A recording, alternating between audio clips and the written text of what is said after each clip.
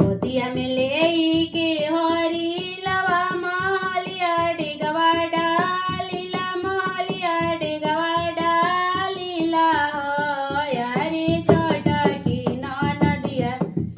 lover लछनी चरिनिया नैया धरेली चरिनिया भाभी के बेटा भैले चरिनिया भाभी के बेटा भैले चर बीते दिन छवा छठिया